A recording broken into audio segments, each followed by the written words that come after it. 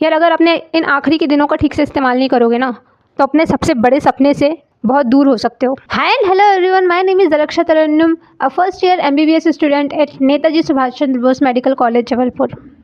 साल भर कस के मेहनत करने के बावजूद भी अगर आपने अपने आखिरी के दिनों का ठीक से इस्तेमाल नहीं किया, अपनी पढ़ाई को लेकर के एक सही स्ट्रैटेजी का यूज़ नहीं किया, तो हो सकता है कि आप शायद गवर्नमेंट कॉलेज में सिलेक्शन पाने का एक मौका लूज़ कर सकते हैं।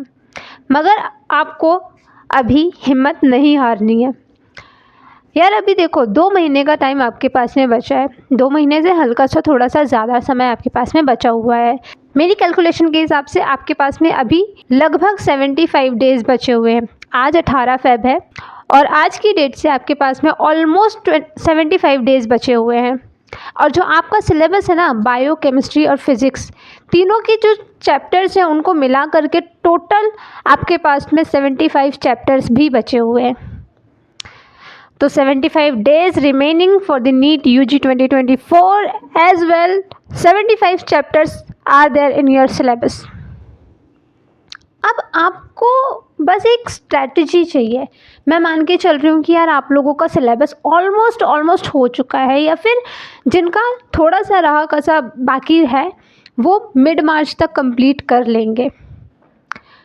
तो यार करना क्या है आपको रिवीजन में। रिवीजन आपको पता है कि आपको चीज़ें कैसी करनी है। फिजिक्स में आपको PYQs की प्रैक्टिस करनी है, नोट्स रिवाइज करने हैं। केमिस्ट्री में भी आपको PYQs करने हैं, नोट्स रिवाइज करने हैं। बायो में भी आपको अपने नोट्स NCERT एकदम चाट जानी है पूरी की पूरी, ये तो आपको पता है। लेकिन यार कन्फ्यूजन हो रही होगी आपको कि यार कौन से चैप्टर को पहले करें, किन्हें हम ज़्यादा प्रायोरिटी दें। तो इस वीडियो में मैं आपके लिए एक सॉल्यूशन लेकर आई हूँ। लेकिन उससे पहले मुझे ये चाहिए कि यहाँ जितने भी लोग इस वीडियो को देख रहे हैं, आप कंसिस्टेंट रहेंगे नेक्स्ट 75 डेज़ में। मैं आपको अपने इस चैनल पे डेली एक टारगेट दूंगी।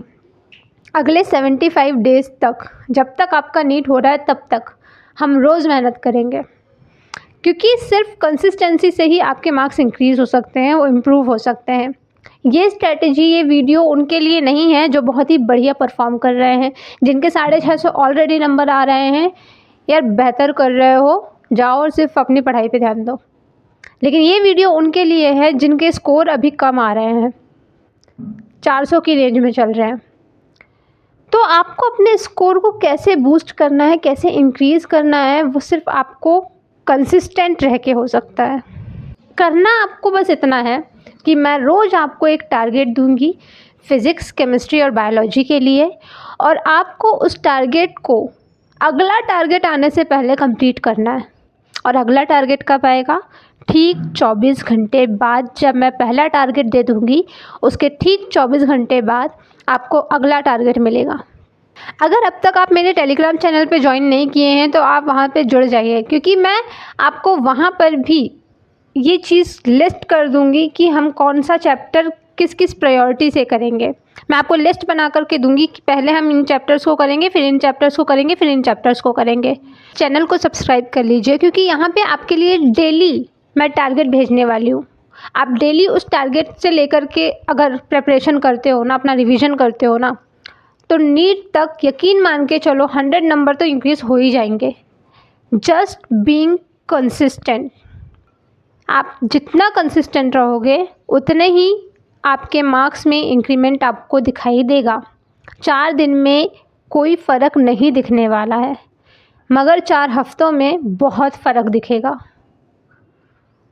तो बी कंसिस्टेंट गाइस। और अगर आप इस चैलेंज के लिए तैयार हो ना, तो बस कमेंट सेक्शन में मुझे #ready लिख दो। Do you accept this challenge और नॉट? क्या नीट 2024 में अपना स्कोर बढ़ाकर चाहिए या नहीं? I want everyone to be consistent. यार अगर अपने इन आखिरी के दिनों का ठीक से इस्तेमाल नहीं करोगे ना, तो अपने सबसे बड़े सपने से बहुत दूर हो सकते हो। इसके बाद वाली वीडियो में मैं आपको ये बता दूंगी, ये एनलिस्ट कर दूंगी कि आपको फिज़िक्स में कौन से चैप्टर्स को प्रायोरिटी वाइज करनी है, किन चैप्टर्स की कैसी क्या प्रायोरिटी होगी, कौन सा चैप्टर आपको पहले रिवीजन में उठाना चाहिए, कौन सा चैप्टर आपको बाद में रिवीजन में लेना चाहिए। स्टे ट्यून्ड, क्योंकि आपके लिए इस चैनल पे बहुत सारी ऐसी चीज़ें आने वाली हैं जो आपके स्कोर को बूस्ट कर देगी आपको। तो यार बता दो, क्या हो तैयार इसके लिए? क्या हो तैयार कंसिस्टेंट रहने के लिए? क्या हो तैयार मेहनत करने के लिए? क्या हो तैयार सिलेक्शन पाने के लिए गवर्नमेंट मेडिकल कॉलेज में? एंड ट्रस्ट मी, जो इन 75 डेज़ कंसिस्टेंट रहेगा ना, आज अगर उसका 450 नंबर भी आ रहा है तो भी वो अपना नंबर 100 से तो बढ़ा कर चले, सिर्फ कंसिस्टेंट होने से। और अगर वो एक्स्ट्रा आवर्स पढ़ाई करता है या करती है तो उससे भी ज़्यादा मार्क्स बढ़ सकते हैं। क्या 2 महीने कम होते हैं? ये आपका डाउट होगा कि 2 महीने कम होते हैं क्या रिवीजन के लिए? तो नहीं, 2 महीने रिवीजन के लिए बहुत होते हैं, बट द थिंग इज़ कि आप उसको किस तरीके से रिवाइज़ करते हैं। जैसे बायोलॉजी में आपको किसी भी सीक्वेंस को फॉलो नहीं करना है। मतलब कोई रैंडम चैप्टर उठा लिया आपने, रिवीजन कर रहे हो तो प्रॉपर वे में रिवीजन करो ना, जिस तरीके से आपने सिलेबस करा होगा। जैसे सबसे पहले सेल चैप्टर किया, सेल डिवीजन किया, उसके बाद में जेनेटिक्स कर ली, फिर बायोटेक्नोलॉजी कर लिया। प्रॉपर वे में रिवीजन कर लो ना, एक दूसरे से चीज़ें लिंक रहेंगी। सेल डिवीजन पढ़ा तो तुरंत उसकी चीज़ें रिकॉल होंगी, आप जेनेटिक्स में अप्लाई कर पाओगे और जेनेटिक्स आपके लिए ईजी हो जाएगी फिर। तो एक प्रॉपर वे में रिवाइज़ करो एंड मेहनत करो, क्योंकि यार स्मार्ट वर्क तो हाँ करना है, लेकिन हार्ड वर्क ज़रूरी हो जाता है। तो अगर आप मेरे इस 75 डेज़ चैलेंज के लिए तैयार हैं तो मुझे कमेंट सेक्शन में चाहिए #ready। लिख दो कमेंट सेक्शन में कि हाँ आप तैयार हो मेहनत करने के लिए, आप नहीं डरते हो मेहनत करने से। यार मेरे को तो नीट की एग्ज़ाम नहीं देनी है ना, लेकिन मैं लगी हुई हूँ ना आप लोगों के ऊपर कि आप लोग का सिलेक्शन हो जाए। तो आपको भी खुद के ऊपर ऐसे ही लगना होगा। और बाकी जो भी कोई दुख दर्द समस्या हो, you can ask me in Telegram. मेरे टेलीग्राम चैनल में जुड़ जाओ, उसके बाद में आपको वहाँ पे डिस्कशन ग्रुप मिल जाएगा और आपको मैं भी मिल जाऊँगी वहाँ पे। आपको जो भी परेशानी जा रही होगी अपने प्रिपरेशन से related, you can ask me that.